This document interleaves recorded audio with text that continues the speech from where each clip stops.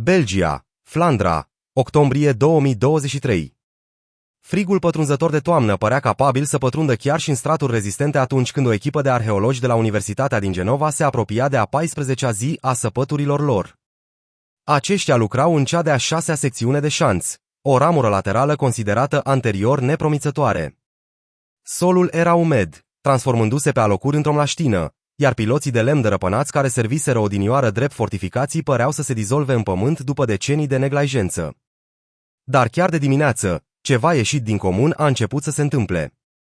Radarul de penetrare a solului a recepționat un semnal neobișnuit, nu de la piatră sau metal, ci de la un obiect cu o densitate biologică inexplicabil de mare, situat la o adâncime de aproximativ 3 metri. Cel mai tânăr membru al expediției a fost Elias de Smet, student la masterat. Era rândul lui să înceapă săpăturile. Lucrarea necesita cea mai mare răbdare și precizie. Fiecare strat de sol a fost îndepărtat cu atâta grijă, ca și cum s-ar fi întors o pagină din istoria războiului.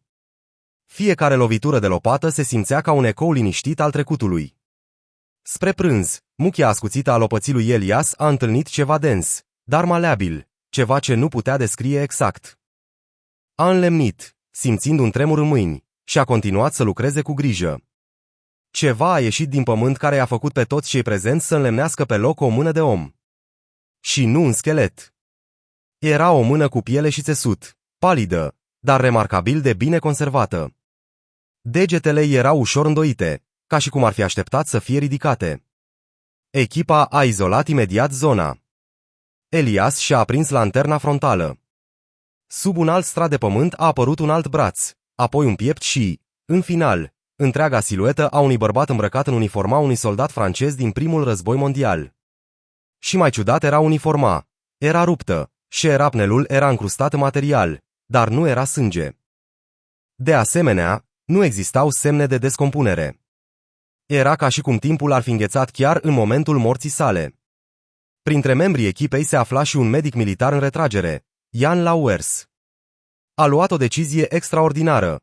A scos un dispozitiv portabil pentru măsurarea semnelor vitale, folosit de obicei în antrenament, și a plasat senzorul pe gâtul soldatului.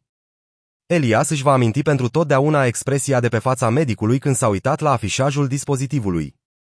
Paloare și nemișcare absolută. Și apoi doctorul a spus ceva care le-a tăiat tuturor respirația. Are puls. Inima îi bate încă. Nimănui nu-i venea să creadă. Elias a apucat dispozitivul și l-a verificat el însuși. Rezultatul a fost același. 42 de bătăi pe minut. Chiar și încet, ca un ecou dintr-o altă dimensiune. Soldatul nu deschisese ochii, nu respira, nu se mișca, dar inima îi bătea de parcă nu s-ar fi oprit niciodată. Elias a pornit rapid camera de 360 de grade pentru a documenta ce se întâmpla. A îndreptat obiectivul spre fața soldatului. Tânăr, cu pielea palidă, zgârieturi proaspete și ochii ușor deschiși. Pupilele s-au dilatat și apoi s-au contractat din nou, ca într-un reflex viu. Elias aproape că a căzut de șoc. Acum nu mai exista nicio îndoială. Acesta nu era un cadavru. Acesta era un om viu, care zăcuse în subteran mai bine de 100 de ani. Dar cum putea fi în viață și de ce nimeni nu știa nimic despre el? Chiar în acel moment, toate dispozitivele electronice din zona excavațiilor au început să funcționeze defectuos. Camerele s-au oprit, radiurile au început să emită interferențe. Una dintre camerele video, care transmitea în direct către sediul universității, s-a stins brusc, lăsând pe ecran doar un cadru înghețat. Soldatul era nemișcat, dar colțurile buzelor îi erau ușor curbate într-o aparență de zâmbet. În aceeași noapte, soldatul a fost transportat în secret la Berlin. Acest lucru s-a întâmplat într-un biocontainer sigilat, sub stricta supraveghere a armatei germane, fără niciun comunicat de presă, fără înregistrare video, fără a lăsa nicio urmă. Elias nu a dormit 3 zile la rând. A visat tranșe arse, trupuri de soldați prefăcute în cenușă și un singur om stând în mijlocul câmpului de luptă. Același soldat. Și sub picioarele lui nu era pământul, ci o inimă imensă de piatră, bătând încet în adâncurile pământului. Elias s-a trezit cu o întrebare săcăitoare care îi răsuna în cap iar și iar. Dacă inima lui nu se oprea, atunci ce îl ținea în viață? Centrul de Cercetare Medicală Militară Max Delbrück. Berlin, la 3 zile după descoperirea sa. Soldatul a fost plasat într-o cameră sterilă cu presiune negativă. O echipă medicală specializată a fost adunată de urgență, inclusiv experți de renume în domeniile biologiei celulare, medicinei militare și neuroreabilitării. Cu toate acestea, niciunul dintre ei nu avea cel mai mic caz similar pentru comparație. Cazul său a fost numit în cod cazul 011, pur și simplu pentru că nimeni nu a îndrăznit să numească un soldat care zăcuse în pământ mai bine de un secol și totuși a rămas în viață. La început, indicatorii biologici au cauzat defecțiuni ale tuturor dispozitivelor de măsurare. Celulele nu prezentau semne de necroză, descompunere sau oxidare, ca și cum acest corp ar fi existat în afara legilor acceptate ale biologiei. La examinarea microscopică, Dr. Harald Neumann, expert în biologie cuantică și regenerare tisulară, a exclamat: este ca și cum aceste celule ar fi primit un ordin să se oprească, dar nu chimic sau termic. Este ca un semnal. O comandă biologică din exterior. Sângele era anormal de închis la culoare, aproape negru, cu un conținut de fier mai mare decât oricare altul înregistrat la oamenii vii. ADN-ul său era intact, dar în așa numita regiune deșeu a genomului său, o secvență oscila constant, ca și cum ar fi transmis un fel de semnal. În timp ce încerca să efectueze un remene al lobului frontal al creierului său, responsabil pentru memorie și funcțiile cognitive, s-a produs o defecțiune. Toate luminile din sala de operație au pâlpâit. Calculatoarele s-au blocat timp de 4-2 secunde, apoi s-au repornit. Pe ecrane, în loc de harta standard a creierului, a apărut o imagine inexplicabilă. O hartă antică, desenată manual cu cerneală roșie, apărea direct pe scalp, în spectrul termic. Sub hartă se afla un simbol circular, 3 spirale împletite, exact ca cele de pe mormântările celtice preistorice. În aceeași noapte, Dr. Harald, rămas singur, a decis să stimuleze zona auditivă a creierului pe propriul risc cu un impuls electric slab. Voia să verifice dacă creierul soldatului era încă capabil să perceapă unde sonore.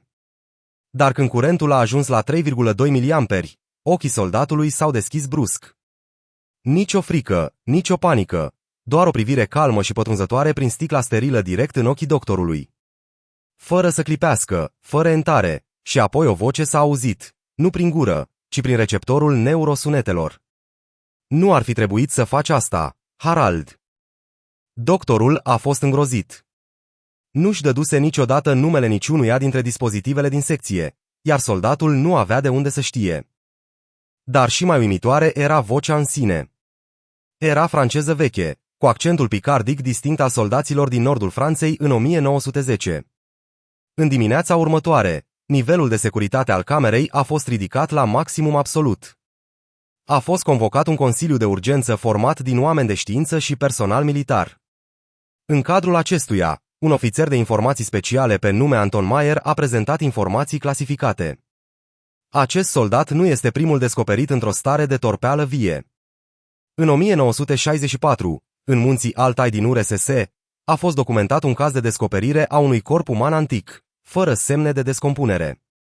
În mâna lui se afla exact același simbol cu 3 spirale.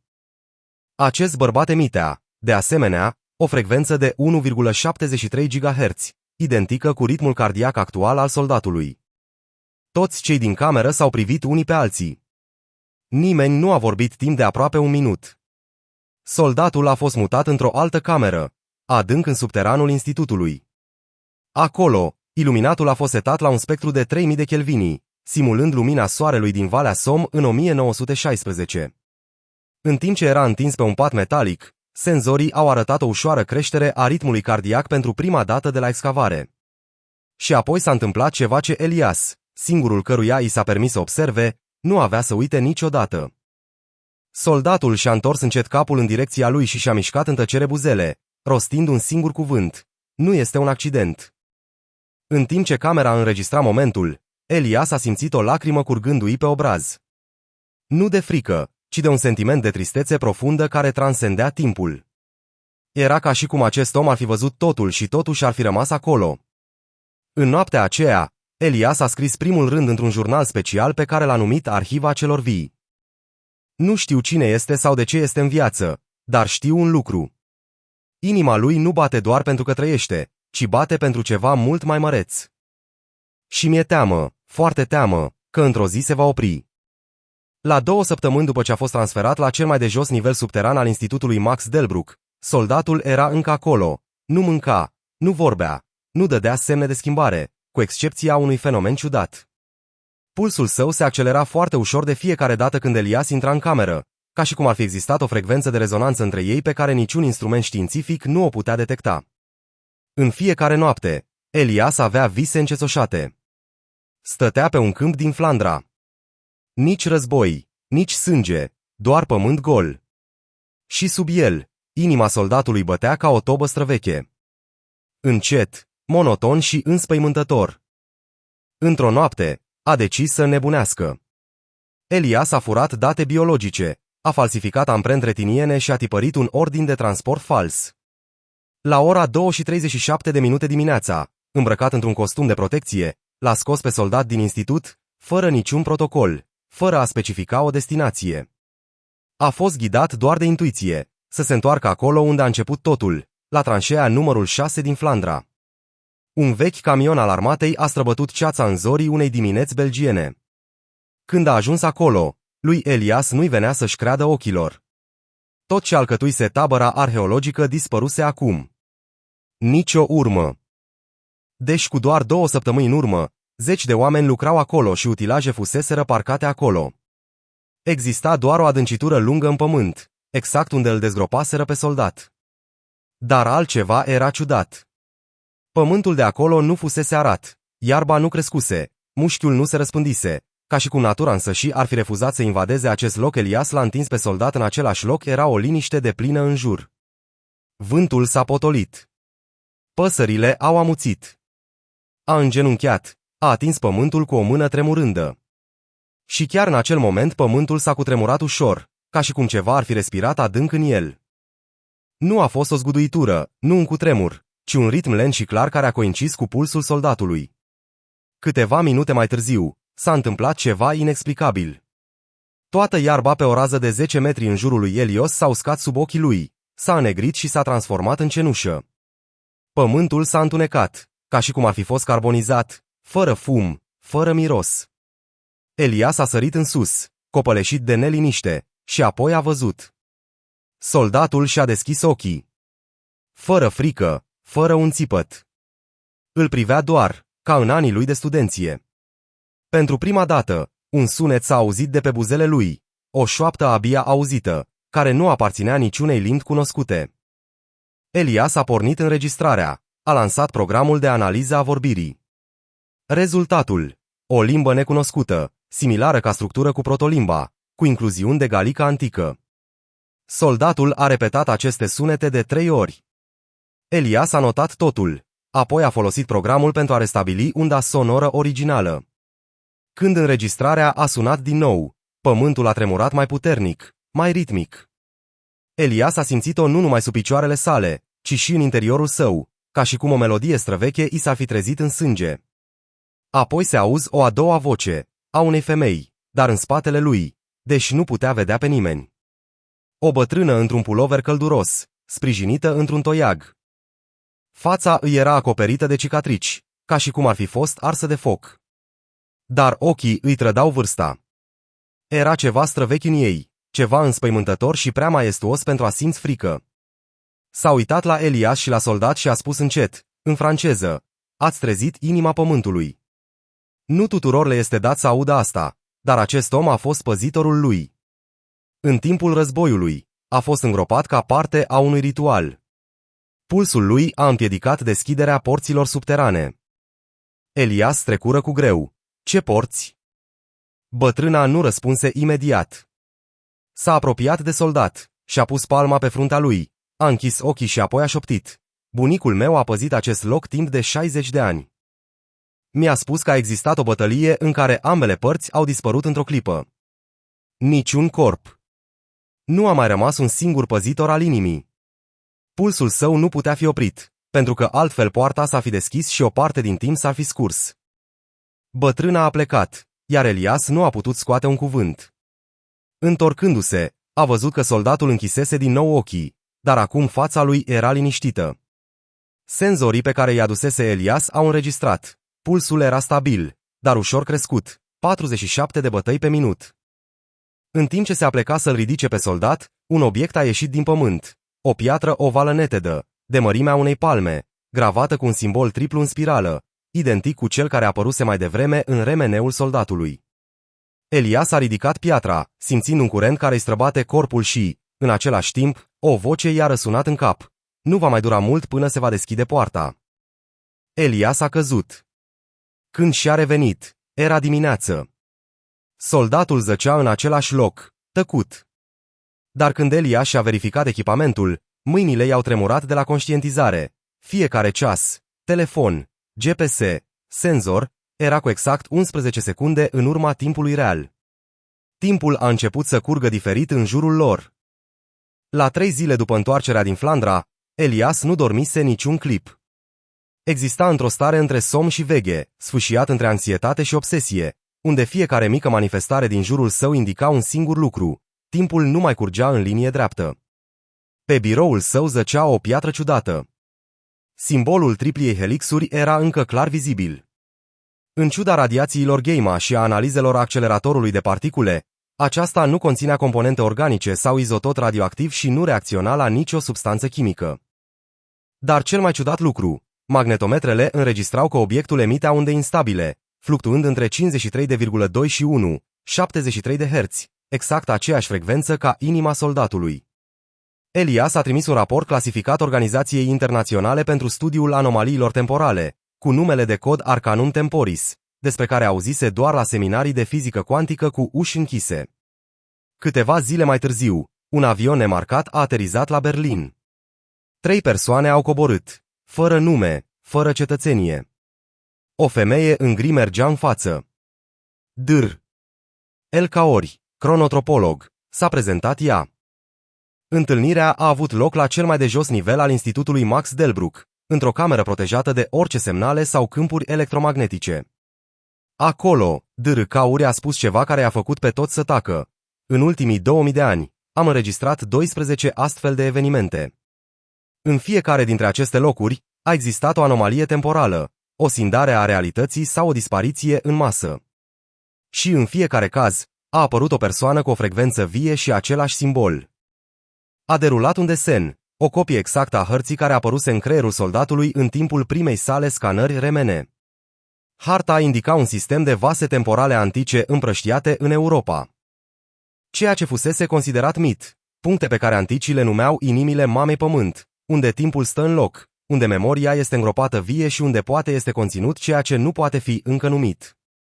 Ea a continuat. Acest soldat nu este un om, este o mașinărie vie, un dispozitiv biologic cu bătăi de inimă. A fost îngropat exact la intersecția a 2 artere temporale străvechi. În timpul războiului, accidental sau intenționat, cineva a efectuat un ritual care a sigilat zona. De atunci, inima lui a ținut poarta închisă. Elias a întrebat: ce poartă? Kauri i-a înmânat în tăcere o imagine antică, un desen din secolul al X-lea găsit într-o mănăstire abandonată din Franța. O ușă de piatră în pământ, cu 3 spirale împletite. Călugări morți cu ochii deschiși și sânge curgându-le din gură o înconjoară. Sub imagine, o inscripție în latină, pe jumătate ștearsă. Au mai rămas doar 3 cuvinte: temporis ne clauditur. Timpul nu poate fi blocat. Întâlnirea a fost întreruptă când ceasul atomic din cameră a început să piardă 0,75 de secundă pe oră. În ciuda izolării complete, oamenii de știință au verificat geolocalizarea și au ajuns la o concluzie înfricoșătoare. Tranșa numărul 6 din Flandra era situată la intersecția arterelor temporale de pe harta antică Kauri. În aceeași noapte, Elias și echipa Arcanum Temporis s-au întors în tranșe. Au adus cu ei un soldat. Acesta a rămas nemișcat, dar bătăile inimii îi erau stabile. A fost plasat chiar în scobitura din ea. Un dispozitiv special a fost implantat în sol, un cronometru de adâncime capabil să înregistreze fluctuațiile de timp din măruntaiele pământului. După 8 minute de activare, un semnal a apărut pe ecran, o pulsație masivă la o adâncime de 37 de metri, ca și cum o inimă de piatră ar bătea sub pământ. Dar nu era o inimă biologică, ci o structură temporală. Deodată, ecranul s-a întunecat. În întunericul deplin, soldatul s-a ridicat brusc în capul oaselor. Nimeni nu a avut timp să reacționeze, dar nu a atacat, nu a țipat. Pur și simplu s-a așezat și s-a uitat la toată lumea cu o privire care își amintea de război. Dar acum nu era decât gol în el, apoi a vorbit, de data aceasta oral. Am fost ales. Nimeni nu ar trebui să-și amintească de mine, dar am împiedicat timpul să cadă în haos. Unul dintre cercetători a întrebat panicat. Din ce? Soldatul s-a uitat la cer, a închis ochii și a rostit o frază care a făcut pe toți să înlemnească. Din voi înșivă. Chiar în acel moment, ceasurile atomice din întreaga lume au fost decalate cu 3-1 secundă. Timp de 7 minute, lumea a pierdut sincronizarea. Nu au existat erori, nu au existat avertismente. A existat doar o schimbare globală a timpului. Și apoi totul a revenit. Cu excepția unui singur lucru, soldatul dispăruse. Tot ce mai rămăsese era o piatră în formă de spirală, acum despicată în două. 14 noiembrie 2023. Niciun canal de știri din lume nu a relatat defecțiunea globală a ceasului atomic care a durat 7 minute. A fost explicată ca o eroare de software, o problemă în rețeaua de telecomunicații cuantice sau o interferență magnetică cauzată de activitatea solară. Dar cei din tranșa 6 în acea noapte știau adevărul. Se întâmplase ceva mult mai mare. Și singura persoană care știa toate răspunsurile dispăruse. Elias s-a întors la Berlin. Nu vorbea, nu scria. În fiecare noapte visa că el însuși era îngropat sub pământ, cu ochii deschiși, inima bătând în ritmul altcuiva. Nu mai simțea timpul așa cum îl simțeau oamenii obișnuiți. Ceasul lui se înșela mereu, doar al lui. În fiecare dimineață nu știa dacă era ziua de azi sau ziua de ieri care se repeta. O săptămână mai târziu, Institutul Max Delbruck a ținut o întâlnire ultra-secret. Elias a fost invitat nu ca cercetător, ci ca purtător al semnului. Un fragment genetic considerat anterior ADN rezidual fusese detectat în corpul său. Acesta a început să strălucească în imagini fluorescent, repetând exact structura spiralată găsită în creierul soldatului. Oamenii de știință de la Arcanum Temporis au ajuns la o concluzie înfricoșătoare. Acea inimă îi transmisese un semnal lui Elias. Cauri nu a spus nimic, dar toată lumea a înțeles. Elias devenea treptat noul păstrător al ritmului. Se punea întrebarea, ce se va întâmpla dacă va refuza? S-au întors în tranșe pentru ultima dată, fără echipament, fără armată, fără sateliți. Doar Elias, cauri și un singur dispozitiv, un cronometru absolut, folosit doar în experimente cu particule din adâncuri. Scopul, să-l pună pe Elias în același loc în care zăcuse soldatul, să-l conecteze la miezul pământului și să observe ce se întâmplă. Elias nu a obiectat. A coborât în tăcere în pâlnie, s-a întins în acel punct, ca și cum ar fi îndeplinit un ritual străvechi.